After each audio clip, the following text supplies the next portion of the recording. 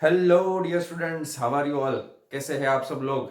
मेरा नाम है फाल्गुन, मैं राजकोट से हूं और आप सब लोग देख रहे हैं फिजिक्स विद फाल्गुन सर। तो प्यारे बच्चों, लास्ट लेक्चर में हमने देखा था प्लेन मिरर के बारे में। प्लेन मिरर में क्या क्या होता है, इमेज किस तरह से फॉर्म होती है, ठीक है, इमेज की साइज क्या होती है, ये सब चीजें हमने लास्ट लेक्चर में देख ली थी प्यारे बच्चों। उसके बाद हमने देखा था स्फेरिकल मिरर के बारे में। तो स्फेरिकल मिरर के बारे में हमने क्या पढ़ा था लास्ट लेक्चर में। हमने पढ़ा था कि स्फेरिकल मिरर में डिफरेंट टर्म्स जो यूज होती है। What is the pole of the mirror, what is the centre of the curvature of the mirror, ठीक है। मिरर कितने टाइप के होते हैं, दो टाइप के होते हैं, concave mirror as well as convex mirror. तो ये सब चीजें हमने लास्ट लेक्चर में पढ़ ली थी प्यारे बच्चों। तो आज हम शुरू करने जा रहे हैं next topic as per the textbook. वो कौन सा है? 10.2.1 image formation by the spherical mirror. तो जिस तरह से हमने पढ़ा था प्लेन मिरर के बारे में कि इमेज किस तरह से फॉर्म होती है, इमेज की साइज क्या होती है, क्या वो ऑब्जेक्ट से बड़ी होती है, क्या वो ऑब्जेक्ट से छोटी होती है, या फिर सेम साइज की होती है, या क्या वो रियल होती है या फिर वो वर्चुअल होती है, ठीक है। ये सब चीजें हमने लास्ट लेक्चर में पढ़ ली थी प्यारे बच्चों। तो वही क्वेश्चन हम स्फेरिकल मिरर के बारे में भी सोच सकते हैं, ठीक है ना।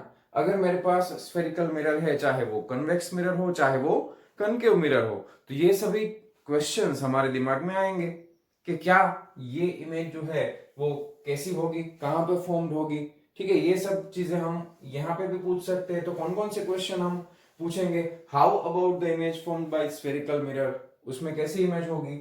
How can we locate the image formed by concave mirror for different position of the object? अगर concave mirror रहेगा, ठीक है, तो उसमें इमेज किस तरह से फॉर्म होगी अगर हम ऑब्जेक्ट को डिफरेंट डिफरेंट लोकेशंस पे रखें।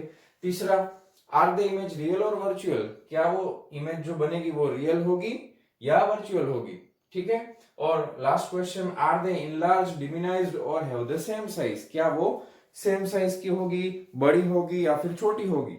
ये सब क्वेश्चंस हमारे दिमाग में आएंगे और इनके लिए टेक्स्ट बुक में आपको एक एक्टिविटी दी गई है, ठीक है। तो ये पॉसिबिलिटी ज्यादा है कि वो एक्टिविटी शायद आप अपने घर पे ना भी कर पाओ, क्योंकि आपके पास वो मिरर होना चाहिए, कनकेव मिरर या फिर कन्वेक्स मिरर होना चाहिए, ठीक है। बाद में ही आप वो एक्टिविटी परफॉर्म कर सकते हो, ठीक है। तो उस एक्टिविटी को अभी हम स्किप कर रहे हैं, ठीक है। दूसरी बात, अभी मैं आपको समझा रहा हूं।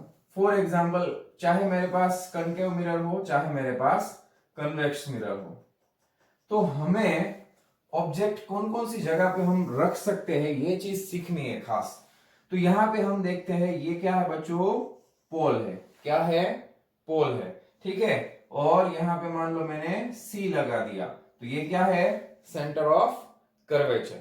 Okay, now what is the distance between pole and centre of curvature? इसको हम क्या बोलते हैं बच्चों? Radius of curvature. ये सब चीजें हमने लास्ट लेक्चर में पढ़ ली है प्यारे बच्चों, ठीक है। अभी जो समझना है वो बहुत इंपॉर्टेंट है। देखो कितनी कितनी पॉसिबिलिटीज है ऑब्जेक्ट को मिरर के सामने रखने की। कौन कौन सी लोकेशन पे आप रख सकते हो? तो सबसे पहली वाली जो लोकेशन आएगी वो कौन सी आएगी? Eight infinite distance, eight infinite distance, ठीक है। सबसे पहले हम ऑब्जेक्ट को इनफाइनाइट डिस्टेंस पे रखेंगे। जो हमने लास्ट लेक्चर में देखा था, इनफाइनाइट ऑब्जेक्ट कौन सा माना जाएगा? फॉर एग्जाम्पल, हमारा मिरर हम सन के सामने रख देते हैं, हमारा मिरर हम मून के सामने रख देते हैं, ठीक है ना। तो उसको हम कैसा ऑब्जेक्ट बोलेंगे? मिरर से कितना इनफाइनाइट डिस्टेंस दूर है, ये एक कंसेप्ट है, ठीक है ना। ये इतना ज्यादा दूर है, तो इनफाइनाइट डिस्टेंस के लिए रेस कैसी आएगी बच्चों? पैरेलल आएगी। कैसी आएगी? जो प्रिंसिपल एक्सिस है, प्रिंसिपल एक्सिस किसको बोलते हैं? सी और पी में से जो इमेजिनरी लाइन क्रॉस कर रही है, पास कर रही है, स्ट्रेट लाइन, उसको हम क्या बोलेंगे? प्रिंसिपल एक्सिस, ठीक है। तो इनफाइनाइट डिस्टेंस पहली लोकेशन, अभी सिर्फ मैं आपको ऑब्जेक्ट की लोकेशन समझा रहा हूं, कहां कहां पे हम रख सकते हैं। तो सबसे पहले हम ऑब्जेक्ट को रख सकते हैं इनफाइनाइट डिस्टेंस पे, ठीक है। तो इमेज कैसी फॉर्म होगी वो हम बाद में देखेंगे, पहले ऑब्जेक्ट कहां पे रखेंगे? इनफाइनाइट डिस्टेंस पे। दूसरी लोकेशन ऑब्जेक्ट की कहां पे रख सकते हैं? तो हम ऑब्जेक्ट को सी के पीछे की तरफ रख सकते हैं, beyond the C, means centre of curvature के पीछे की तरफ, यहां पे हम ऑब्जेक्ट को रख सकते हैं, ठीक है। दूसरी, तो ये पहली लोकेशन हो गई ऑब्जेक्ट की, ये हमारे ऑब्जेक्ट की हो गई दूसरी लोकेशन। तीसरा हम ऑब्जेक्ट को रख सकते हैं सेंटर ऑफ कर्वेचर पे। कहां पे रखेंगे हम? सेंटर ऑफ कर्वेचर पे, ठीक है। और लास्ट लेक्चर में हमने रिलेशन पढ़ा था आर और एफ के बीच में। प्रिंसिपल फोकस कहां पे होगा? ये आर के एग्जैक्ट सेंटर पे होगा, यहां पे कहीं पे।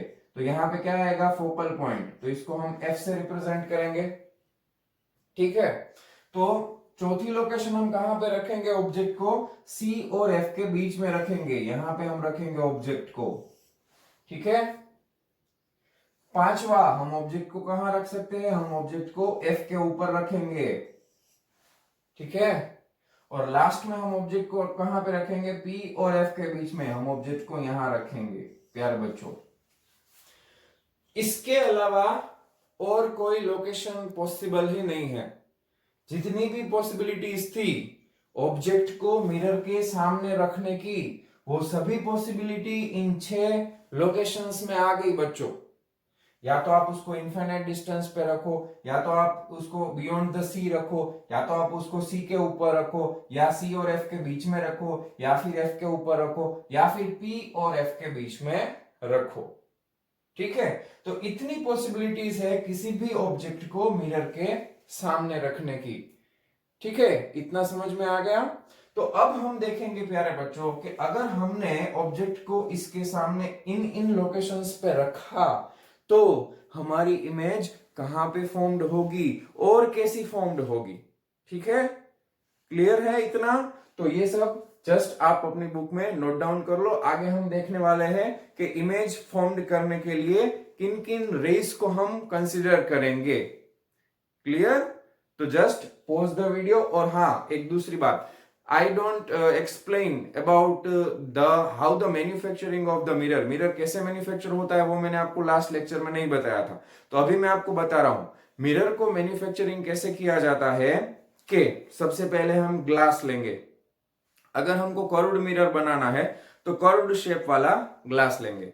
तो ग्लास की दो तरह की दो साइड की जो सरफेस होती है, तो उसमें से आपको कौन सा मिरर बनाना है। फॉर एग्जांपल ये वाला कौन सा मिरर है? कनकेव मिरर है ना, ठीक है। तो ये अगर कनकेव मिरर है तो मुझे कनकेव मिरर बनाना है, तो सबसे पहले मुझे ग्लास का एक सर्कुलर ऐसा कट करना पड़ेगा, स्फीयर में से ऐसा टुकड़ा लेना पड़ेगा छोटा सा। पूरा स्फीयर हम नहीं बनाएंगे, मगर इस तरह से उसको शेप में हम बना लेंगे।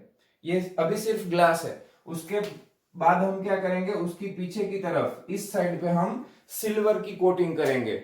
सिल्वर जो मटेरियल होता है ना, उसका एकदम पतला सा कोटिंग करेंगे, ठीक है। उसके बाद उसके पीछे हम कुछ मेटल्स का या कलर का कोटिंग कर देंगे। किसका? कलर का। तो इस तरफ से तो कुछ कलर का कोटिंग कर दिया, तो इस तरफ से तो कुछ रिफ्लेक्ट होने वाला है नहीं, तो दिखेगा कौन सी तरफ? इस तरफ ही दिखेगा। तो ये कौन सा मिरर बन जाएगा बच्चों?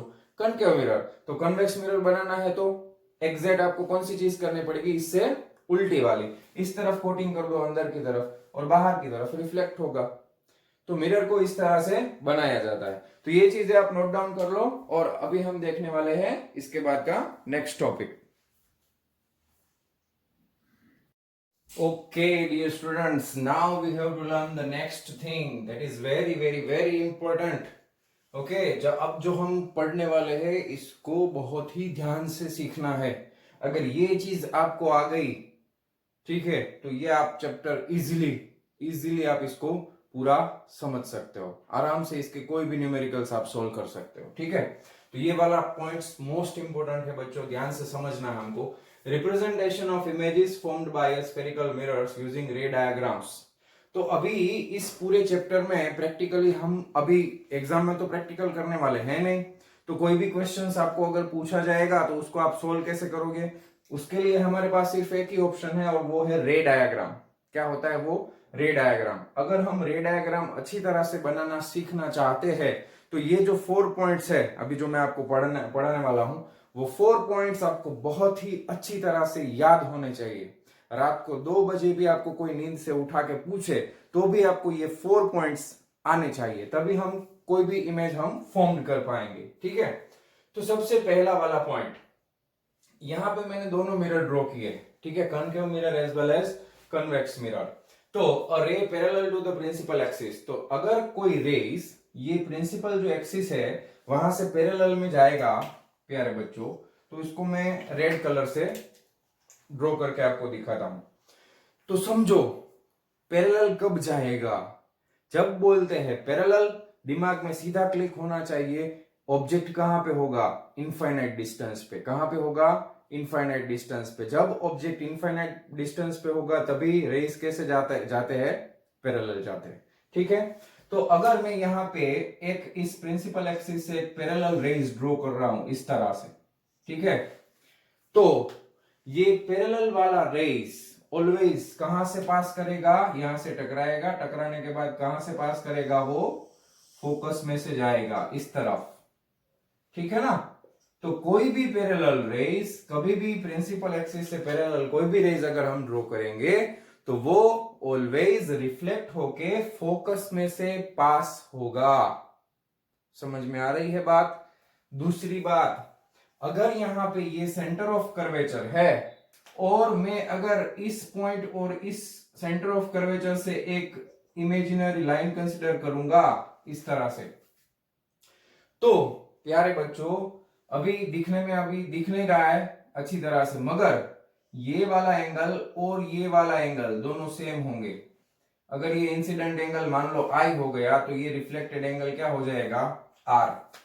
ये हमने पढ़ा था ना, ये हमने प्लेन मिरर में पढ़ा था ना, प्लेन मिरर में प्रिंसिपल ऑफ रिफ्लेक्शन में हमने पढ़ा था। ये क्या है, ये इंसिडेंट रे है, इसको हम क्या बोलते हैं, इंसिडेंट रे। ये वाला कौन सा रे है, ये हो गया रिफ्लेक्टेड रेस।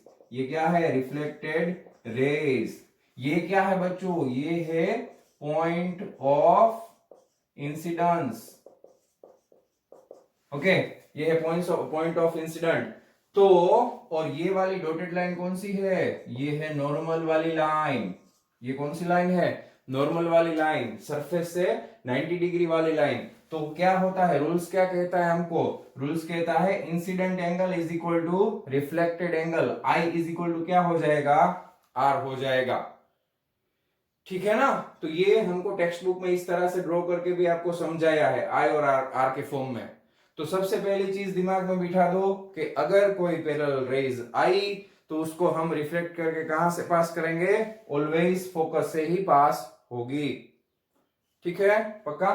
मान लो अगर मेरे पास ये वाला कनकेव मिरर नहीं है, मेरे पास है कन्वेक्स मिरर, और कन्वेक्स मिरर में अगर कोई रेज जो है वो पैरेलल आ रही है, ठीक है, अभी ये इसको मैं रब कर रहा हूं, ठीक है, समझने के लिए। तो यहाँ पे मैं चलो रेड कलर यूज करते हैं। इंसिडेंट रेज यहाँ पे आई पैरेलल, ठीक है, ये इस प्रिंसिपल एक्सिस से पैरेलल आई तो यहाँ पे आ गई, तो ये हो गई हमारी इंसिडेंट रेज। अभी देखो पीछे तो कुछ जाने वाला है नहीं, ठीक है, तो एक चीज यहां से वो रिफ्लेक्ट करके किस तरह से रिफ्लेक्ट करके जाएगी, वो इस तरह से रिफ्लेक्ट करेगी कि अगर हमने उसको एक्सटेंड किया, कहां पे एक्सटेंड, पीछे की तरफ, तो वो एक्सटेंडेड लाइन जो है वो कहां से पास करेगी बच्चों, फोकस से। कहां से पास करेगी, फोकस से। ये हमारा इंसिडेंट रे, ये हमारा रिफ्लेक्टेड रेज हो गया।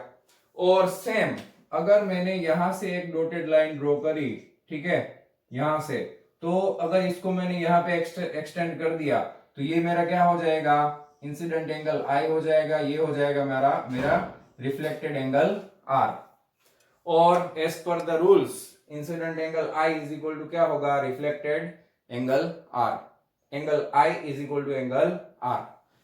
ठीक है, तो ये दोनों मिरर में होगा, चाहे आपका कनकेव मिरर हो चाहे आपका कन्वेक्स मिरर हो। जब भी प्रिंसिपल एक्सिस से पैरेलल रेज गुजरेंगी तो वो रिफ्लेक्ट होके कहां से पास करेगी, फोकस से। यहां पे बच्चों रिफ्लेक्ट होके फोकस में पास नहीं हो रहा है, मगर if we are extending this line then we will observe कि अगर हम इस लाइन को एक्सटेंड करेंगे तो वो कहां से पास होती हुई नजर आएगी, फोकस से। ठीक है, so the remember the first point, a ray parallel to the principal axis after reflection will pass through the principal focus in case of a concave mirror. concave mirror में से तो पास हो रहा है, और appear to diverge from the principal focus in case of a convex mirror. ठीक है, हमको ऐसा लगेगा, appear means हमको ऐसा लगेगा कि यहां से निकल के जा रहा है। Okay, so just note down the first point and now we will see the second point. Okay, now we will have to study the second point, and that is completely reverse of the first point. First point में हमने क्या पढ़ा कि अगर raise principal axis के parallel जा रहे हैं तो वो कहां से पास होंगे, फोकस में से। तो इस पॉइंट में हम ये पढ़ेंगे, ये देखेंगे कि अगर कोई रेज फोकस में से जा रहा है तो वो रिफ्लेक्टेड रेज कहां से जाएगा, प्रिंसिपल एक्सिस से पैरेलल। सिंपल सी बात है, ठीक है ना, वो होने वाला ही है। देखो अगर कोई रेज ऐसे इंसिडेंट रेज जो है वो प्रिंसिपल फोकस से जा रहा है तो रिफ्लेक्टेड वाला जो रेज निकलेगा वो प्रिंसिपल एक्सिस के पैरेलल आएगा। जो हमने पहले पॉइंट में देखा था उसका कंप्लीट रिवर्स, उसको उल्टा कर दो। ठीक है, अभी रेज को फोकस में से जाने दो तो रिफ्लेक्टेड रेज कहां जाएगा, parallel to the principal axis, वो हमको पता है। दूसरी बात, अगर मैं यहां से एक रेज ड्रॉ करूंगा तो वो जो मैंने लास्ट में आपको समझाया था, ये अगर इंसिडेंट एंगल आई होगा तो ये क्या होगा, रिफ्लेक्टेड एंगल आर। और आई और आर दोनों कैसे होंगे, सेम टू सेम। ठीक है ना, तो इसमें बहुत ज्यादा समझाने की भी जरूरत नहीं है, पहला मैंने आपको अच्छी तरह से समझा दिया है। इसमें भी हम देखते हैं, अगर मुझे फोकस से पास करना है तो मुझे पहले क्या करना पड़ेगा, इस तरह से मैं एक डॉटेड लाइन कर लेता हूं ताकि मुझे पता चले। ठीक है, तो रेज ऐसे आ रहा है, सॉरी ये रेज जो है बच्चों वो इस तरह से आ रहा है। ठीक है, फोकस की तरफ आ रहा है। ठीक है, तो वो फोकस की तरफ आ रहा है तो कहां पे जाएगा, पैरेलल। रिफ्लेक्ट होके कैसे जाएगा, पैरेलल। ठीक है, समझ में आया। ये दोनों मिरर के लिए, ये कनकेव मिरर के लिए as well as convex mirror के लिए, दोनों के लिए सेम टू सेम होगा। और दूसरी बात, अगर हमने यहां से डॉटेड लाइन ड्रॉ करी तो ये incident angle I equal to क्या बन जाएगा, रिफ्लेक्टेड एंगल आर। ठीक है ना, तो दूसरा पॉइंट बहुत ही easy, a ray passing through the principal focus of a concave mirror or a ray which is directed towards the principal focus of a convex mirror। ठीक है, अगर कोई रेज कनकेव मिरर के प्रिंसिपल फोकस से जा रहा है या फिर कोई रेज जाता हुआ हमको दिखे प्रिंसिपल फोकस की तरफ कन्वेक्स मिरर में, then what happens, after reflection will emerge parallel to the principal axis। तो वहां से रिफ्लेक्ट होने के बाद वो प्रिंसिपल एक्सिस के पैरेलल हो जाएगा। ठीक है, this is the completely reverse point of the first point. First point का एग्जैक्टली रिवर्स पॉइंट है। So just note it down in your book and now we will see the third point. Okay, now let's understand the third point. Third point is very very important. Okay, अगर मैंने किसी incident ray को centre of curvature से पास करवाया, कहां से, centre of curvature से, तो क्या होगा वो समझने के लिए एक दूसरी बात आप समझ लो। वो क्या है, अगर आप मैथ्स में पढ़ रहे हो कि कोई सर्कल है, ठीक है ना, और आपने ये उसका सेंटर है और आपने डायमीटर बनाया यहां से यहां पे, ठीक है, और एक यहां पे काफी सारे डायमीटर्स आपने इस तरह से लाइन बना दी। ये मैथ्स थोड़ा आपको आना चाहिए। ठीक है, ये एक सर्कल है, मैंने यहाँ पे काफी सारे डायमीटर्स बना दिए। तो बच्चों ये वाली जो छोटी सी सरफेस होगी और ये वाली जो लाइन है, उन दोनों के बीच का जो एंगल बनेगा यहाँ पे, वो एंगल ऑलवेज 90 डिग्री बनेगा। कैसा बनेगा प्यारे बच्चों, 90 डिग्री। अगर मैंने इसको यहां से बाहर खींचा तो ये वाला एंगल भी 90 होगा, ये वाला एंगल भी 90 होगा, ये वाला एंगल भी 90 होगा, ये भी 90 होगा। ठीक है, समझ में आ रहा है। ठीक है, क्योंकि ये सब डायमेट्रिकल लाइंस है, ये सब सर्कल की कैसी लाइन है, डायमेट्रिकल लाइंस है। तो मतलब कि यहाँ पे अगर हम माइक्रोस्कोप से देखेंगे इसको बड़ा सा सरफेस बना के, तो ये एग्जैक्ट इस सरफेस से ये वाली जो लाइन रहेगी वो एग्जैक्ट कैसी रहेगी, नॉर्मल रहेगी, 90 डिग्री पे रहेगी। और अगर किसी चीज को हम 90 डिग्री पे फेंके प्लेन सरफेस से तो वो टकरा के रिफ्लेक्ट होके कहां आएगी, सेम पाथ पे वो वापस आएगी कि नहीं, समझ रहे हैं कि नहीं। ठीक है ना, so this is the point, ये वाला पॉइंट हमको याद रखना था। क्लियर, इसको मैं रब कर देता हूं, चलिए हो गया रब। अभी हम देखते हैं इसमें कि अगर अगर इफ रेड मार्कर चलो ले लेते हैं, if I will pass the रे, अगर मैंने किसी रेस को सेंटर ऑफ कर्वेचर से पास करवाया, ठीक है ना, इस तरफ जा रहा है, तो ये वाली सरफेस से ये वाली जो सरफेस है यहां पे ये जो एंगल बनेगा ये कैसा बनेगा बच्चों, 90 डिग्री बनेगा। ये मैथ्स का रूल है। और जब कोई नॉर्मल रेज आता है तो प्लेन मिरर में भी हमने पढ़ा था, नॉर्मल पे आएगा तो वापस नॉर्मल से वही डायरेक्शन पे वापस जाएगा। तो अगर इस तरफ से आ रहा था तो टकराने के बाद वो इसी डायरेक्शन में वापस जाएगा। समझ में आ रही है बात? अगर सेंटर ऑफ कर्वेचर से कोई रेज पास करेगा तो वो मिरर से कहां पे टकराएगा, 90 डिग्री पे टकराएगा सरफेस के साथ। और अगर कोई रेज मिरर की सरफेस से 90 डिग्री पे टकराएगा तो वो वापस उसी डायरेक्शन में जाएगा। Is it clear? Okay, now similarly for the convex mirror, अगर हम कन्वेक्स मिरर की बात करें तो अगर मैंने यहां पे मान लो कि एक रेज जो है वो इस तरफ से आ रहा था, ठीक है, और अगर if I will extend this line and if this line is passing from the centre of curvature, अगर ये लाइन सेंटर ऑफ कर्वेचर से पास करेगी तो इसका रिफ्लेक्टेड रेज जो है वो उसी पाथ पे वापस जाएगा। ओके, ये बात अपने दिमाग में फिक्स कर दो। ये किस तरह से आया है, मैथमेटिकली प्रूवन है ये चीज, ठीक है ना। Okay, so now a ray passing through the center of curvature of a concave mirror or directed in the direction of the center of curvature of a convex mirror, ठीक है, after reflection is reflected back along the same path, अगर वहां से reflect करेगा तो same path पे वो, यहां पे भी हम 90 डिग्री ड्रॉ कर लेते हैं, ठीक है, ये भी 90 डिग्री होगा, तो सेम पाथ पे वो रिफ्लेक्ट होके वापस जाएगा। ओके, और सेम पाथ पे क्यों जाएगा वो भी आपको समझ में आना चाहिए।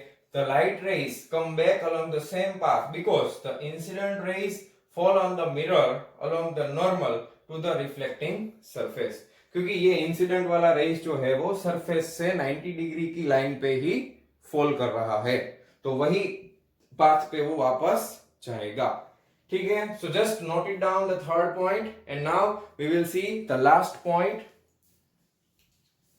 ठीक है, वीडियो पॉज करके ये नोट कर लेना। Okay, so now let's start the fourth point and the last point. Okay, a rays incident obliquely to the principal axis towards a point P means पोल की तरफ अगर कोई रेज ओब्लिगली आ रहा है, मतलब पैरेलल नहीं आ रहा है, किसी एंगल के साथ आ रहा है, ठीक है ना, तो किस तरह से इमेज फॉर्म होगी, चलो समझते हैं। Here this is the concave mirror, this is the convex mirror। अभी पोल पे आ रहा है रेस, कहां पे आ रहा है, ओब्लिकली, किसी भी एंगल से पोल पे इस तरफ आ रहा है, तो कोई एंगल बनाएगा, इंसिडेंट एंगल बनेगा ना, आई हम बोलेंगे इसको, ठीक है ना। और दूसरी बात बच्चों, ये वाली जो लाइन है सीपी, वो क्या है, प्रिंसिपल एक्सिस, तो प्रिंसिपल एक्सिस तो ऑलवेज पॉइंट पी से नॉर्मल ही होगी ना, क्योंकि वो तो डायमेट्रिकल लाइन ही है ना बच्चों, समझ में आ रहा है ना। यहां पे जो एंगल बनेगा इस लाइन का, ये 90 डिग्री बनेगा इस तरफ भी और इस तरफ भी, समझ में आ रहा है बस। और फिर क्या है, अब हमको क्या, कौन सा प्रिंसिपल यूज करेंगे, प्रिंसिपल ऑफ रिफ्लेक्शन, ठीक है। रिफ्लेक्शन का प्रिंसिपल क्या बोल रहा है कि जितना इंसिडेंट एंगल आई होगा उतना ही क्या होगा, रिफ्लेक्टेड एंगल आर, तो यहां से रिफ्लेक्ट करेगी तो इस पाथ पे जाएगी और ये एंगल कितना बनेगा, आर, ठीक है, बस हो गया खत्म। Similarly if we have a convex mirror, यहां पे अगर हमारे पास कन्वेक्स मिरर है तो कन्वेक्स मिरर पे पोल पे लाइन आएगी, कोई इंसिडेंट रेज आ रहा है तो वो किस तरफ से आएगा, इस तरफ से आएगा ना, ऐसे, this is called as the incident ray, तो ये हो गया आई।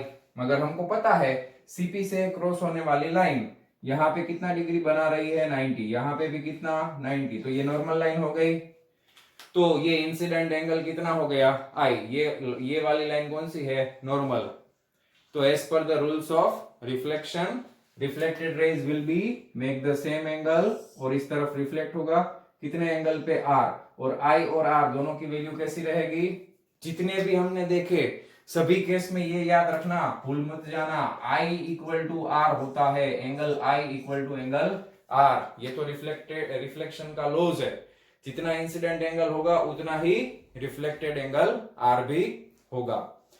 ठीक है प्यारे बच्चों, तो ये चार पॉइंट्स वेरी वेरी इंपॉर्टेंट, बहुत ही इंपॉर्टेंट है ये चारों पॉइंट्स। अगर ये चारों पॉइंट्स आपको अच्छी तरह से आ गए तो इसके बाद वाले जितने भी टॉपिक्स है, इमेज किस तरह से फॉर्म होगी, कहां पे फॉर्म होगी, अगर ये लॉज आपको नहीं पता होंगे तो आप कभी भी इमेज बना ही नहीं सकते।